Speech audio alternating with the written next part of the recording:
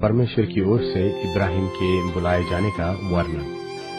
यहोवा ने अब्राम से कहा, अपने देश और अपनी जन्मभूमि और अपने पिता के घर को छोड़कर उस देश में चला जा जो मैं तुझे दिखाऊंगा, और मैं तुझसे एक बड़ी जाति बनाऊंगा और तुझे आशीष दूंगा और तेरा नाम बड़ा करूंगा और तू आशीष का मूल होगा, और जो तुझे आशीर्वाद दे उन्हें मैं आशीष दूंगा, और जो तुझे कोसे उसे मैं शाप दूंगा, और भूमंडल के सारे कुल तेरे द्वारा आशीष पाएंगे। यहोवा के इस वचन के अनुसार अब्राम चला और लूत भी उसके संग चला।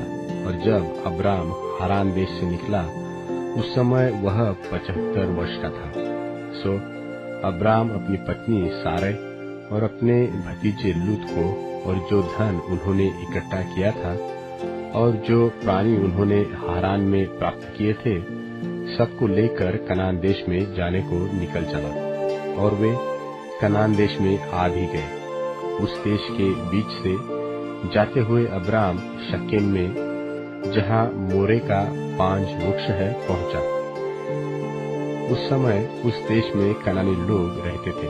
तब यहोवा ने अब्राम को दर्शन देकर कहा, यह देश मैं तेरे वंश को दूंगा। और उसने वहां यहोवा के लिए, जिसने उसे दर्शन दिया था, एक वेदी बनाई।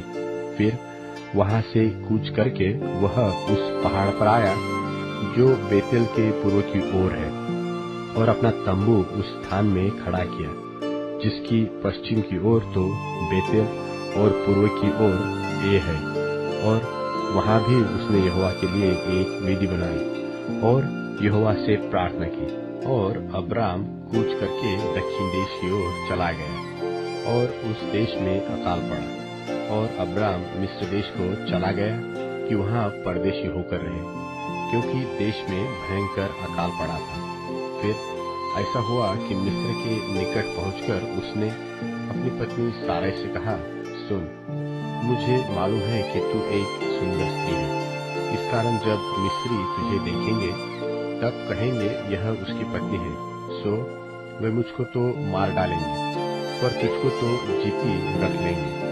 सो यह कहना कि मैं उसकी बहन हूँ, जिससे तेरे कारण मेरा कल्याण हो और मेरा प्राण तेरे कारण बचे। फिर ऐसा हुआ कि जब अब्राम मिस्र में आया, तब मिस्रियों ने उसकी पत्नी को देखा कि यह अति सुंदर है, और फिरौन के हाकिमों ने उसको देखकर फिरौन के सामने उसकी प्रशंसा की।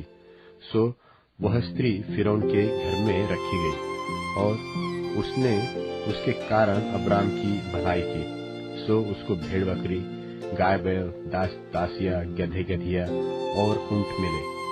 तब यहोवा ने फिरौन और उसके घराने पर अब्राम की पत्नी सारै के कारण बड़ी बड़ी विपत्तियां डाली। सो फिरौन ने अब्राम को बुलवाकर कहा, तूने मुझसे क्या किया है? तूने मुझे क्यों नहीं बताया कि वह तेरी पत्नी है? तूने क्यों कहा कि वह तेरी बहन है?